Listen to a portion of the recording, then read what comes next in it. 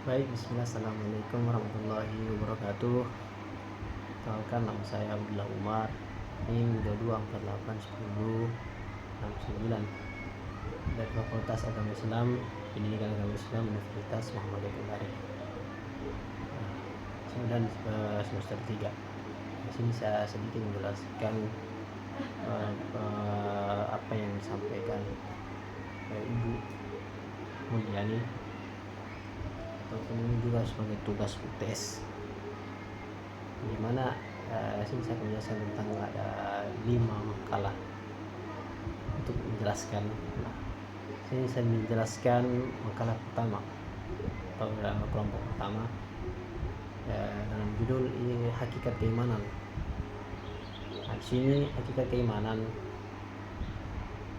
bahwasanya Nabi SAW sudah menyebutkan di hadisnya itu al-imanu bid'un wa sab'una syu'batan wa afdaluha qawlu la ilaha illallah wa adnaha imatatul ada at-tariq wal haya'u syu'batun minal iman, yang artinya itu iman itu lebih dari 70 cabang. Yang paling utama itu adalah ucapan la ilaha illallah Muhammad Rasulullah, ilah yang berhak diibadahi dengan benar Allah. Nah, yang paling rendahnya ini adalah memikirkan bahaya dari jalan, apapun itu jalan menghalangi kita atau hewan atau yang menghalangi tersebut. Dan ada lagi hadisnya yang menjelaskan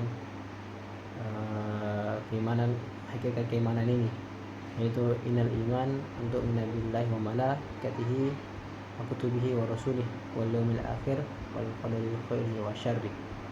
Yang artinya iman itu percaya kepada Allah SWT, malaikat-malaikatnya, kitab-kitabnya, rasulnya, dan hari akhir. Kemudian takdir baik maupun itu takdir buruk. Baik, lanjut saja langsung sini menjelaskan pada kelompok 2. Sini ia menjelaskan tentang menganalisis 7 dosa besar. Nah, di sini ia mengandung beberapa 7 dosa besar yang harus dihindari karena dampaknya itu sangat merusak, baik itu bagi individu maupun masyarakat. Nah, dosa besar ini ada salah satu dosa besar yang sangat tidak diampuni Allah SWT. Pertama itu syirik. Nah, ia merupakan dosa yang paling utama karena merusak keimanan pada Allah SWT. Nah, dosa ini seperti sihir atau pembunuhan, ini menunjukkan pelanggaran yang sangat serius terhadap hak hidup dan kehormatan manusia. Dan paling pentingnya itu pertama itu memakan riba dan harta yatim, dan menzolimi hartanya sendiri, dan melarikan diri dari medan perang. Itu termasuk dosa besar. Kita meninggal sementara kita berperang, kemudian kita melarikan diri, itu sudah termasuk pengkhianatan saat umat Islam itu menghadapi musuh.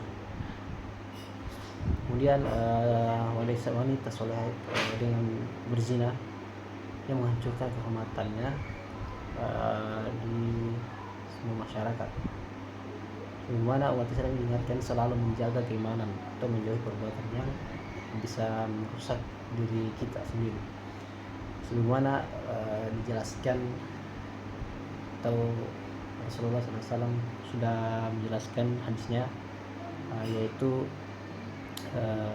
yang berbunyi naha Rasulullah SAW as-sab'i al-mubiqat asyirki billah wa sahru wa qatlul nafs allati haramallahu illa bilhaq wa aklur riba wa aklul mali yatim wa tawalli yawmaz zahfi wa qadhu muhsanatil mu'minat wa filatin.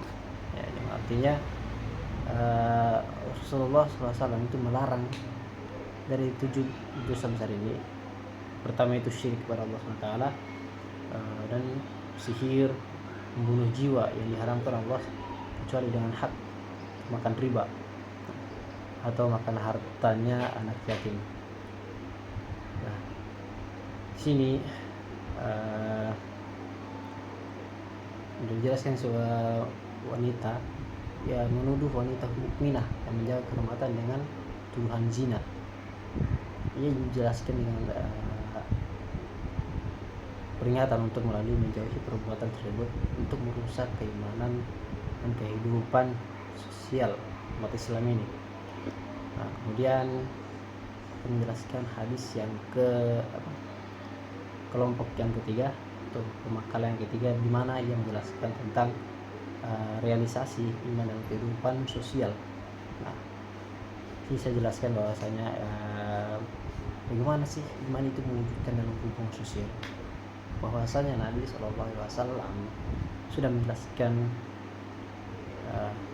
bahwasanya ia berbunyi an Anas radhiyallahu anhu qala Rasulullah sallallahu alaihi wasallam laisa al-mu'min alladhi yasbi'u wajaruhu ja'i'un ila janbih, yang artinya bukanlah orang mukmin itu orang yang kenyang sedangkan tetangganya di sampingnya kelaparan. Nah, hadis ini diriwayatkan oleh Al-Bukhari dan Muslim. Jadi melainkan menegaskan kesempurnaan iman dalam kehidupan sosial. Ada juga Rasulullah menjelaskan bahwasanya la yakmul iman ahadikum hatta yuhibbu hatta yahibba la akhi ma yuhibbu li nafsi, yang artinya itu tidak sempurna iman seseorang di antara hingga ia mencintai saudaranya seperti ia mencintai dirinya sendiri.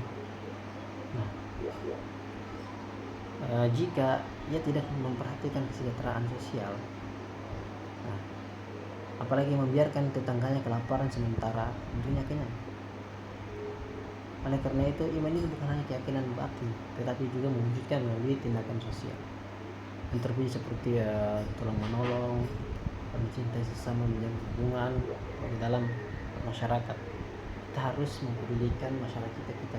Ketika kita melihat masyarakat kita lagi kelaparan, kita harus membantunya untuk memberikan makan supaya kita mendapatkan pahala dari Allah SWT.